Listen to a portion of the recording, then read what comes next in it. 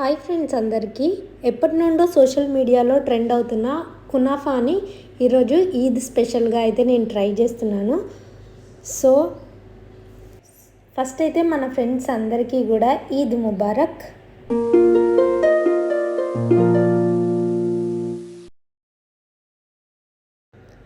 కునాఫాని ready చేయడానికి ఇలాంటి సన్నని సేమియాని తెచ్చుకోవాలి.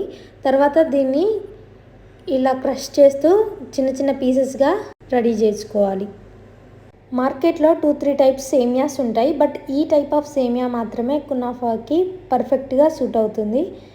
సో ఇలా క్రష్ చేసుకోవడం వల్ల మేకింగ్ ప్రాసెస్ అనేది ఈజీగా ఉంటుంది, అలాగే తినేటప్పుడు కూడా చాలా ఈజీగా తినొచ్చు.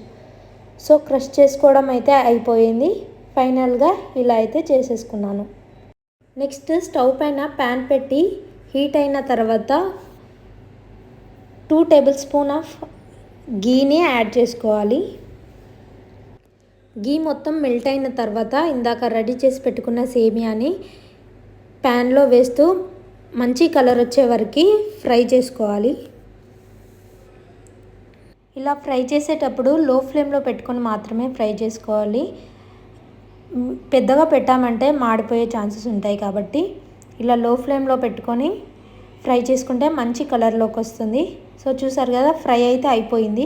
నెక్స్ట్ ఇంకొక బౌల్ తీసుకొని దాంట్లో ఒక స్పూన్ గీ యాడ్ చేసి బౌల్కి చుట్టుపక్కల మొత్తం కూడా స్ప్రెడ్ చేసేసుకొని పక్కన పెట్టుకోవాలి.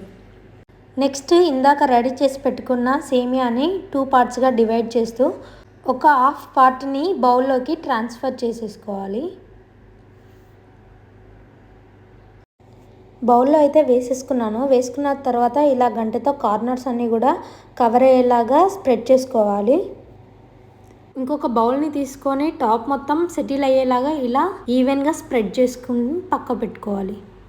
నెక్స్ట్ స్టవ్ ఆన్ చేసుకొని వేరొక బౌల్లో ఇలా ఫుల్ ఫ్యాట్ ఉన్న మిల్క్ ఒక 1/2 లీటర్ వరకు తీసుకొని హీట్ చేసుకోవాలి. వేరే ఒక బౌల్లో కొన్ని మిల్క్ తీసుకొని కస్టర్డ్ పౌడర్ని యాడ్ చేసుకొని లంప్స్ లేకుండా కలుపుకోవాలి. నెక్స్ట్ ఈ మిక్స్చర్ని తీసుకొని మరుగుతున్న పాలలో వేసుకొని థిక్గా అయ్యేంత వరకు కలుపుకుంటూ ఉండాలి.